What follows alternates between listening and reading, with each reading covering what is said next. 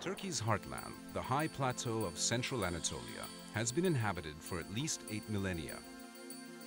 Among its most famous regions is Cappadocia, mentioned in the Bible and known today for its eerie volcanic landscape and delicious local wines.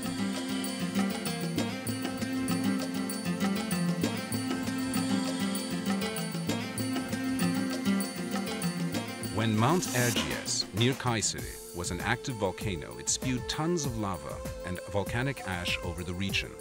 The ash solidified into soft rock that was later eroded by wind and water into valleys, plateaus, gorges, caves, and pinnacles. Early Christians settled in Cappadocia to practice their religion in peace. St. Paul visited here, and many monks and hermits sought the solitude of its lonely valleys filled with caves.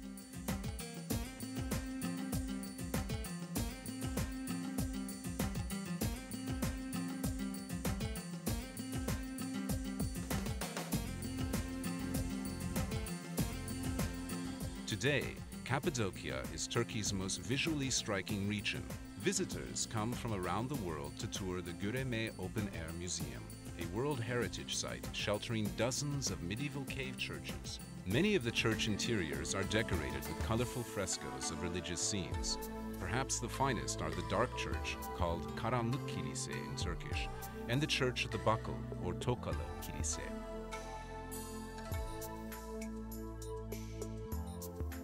Not far from Göreme is Zelve, another open-air museum. Three steep valleys come together to form this historic area, which is also filled with ancient cave churches and dwellings. The Zelve valleys were actually inhabited until the 1950s.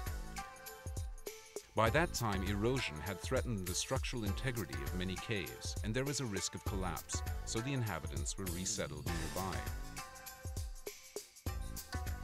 Dominating the Cappadocian skyline is the natural fortress of Uçhisar, rising above the town of the same name.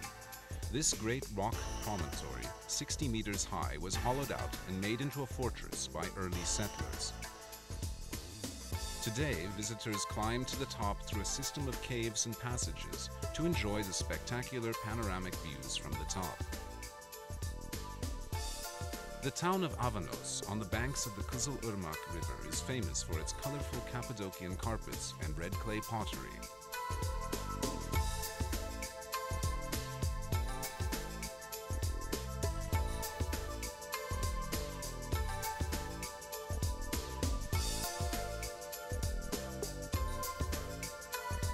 Among the strangest sights in this unusual region are the underground cities, vast labyrinths of tunnels, caves, and passages reaching 7 and 8 stories into the earth.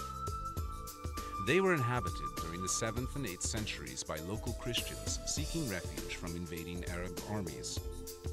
36 underground cities, large and small, have been discovered in Cappadocia.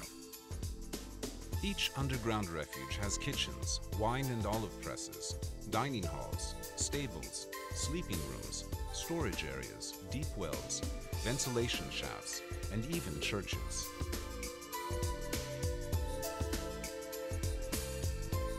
The entire complex could be closed off to enemies by rolling huge stone wheel doors across the entrance tunnels.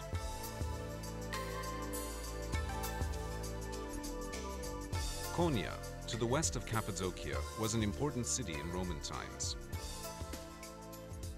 During the Middle Ages, it was one of the chief way stations on the Silk Road, and also the capital of a flourishing empire established by the Seljuk Turks.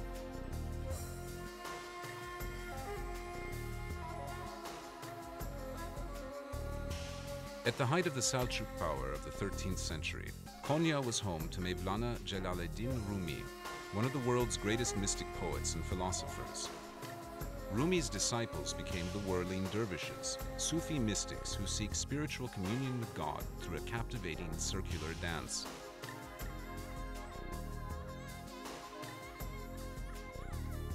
A common sight in Cappadocia are the caravanserais, great fortified structures built to encourage commerce along the Silk Road.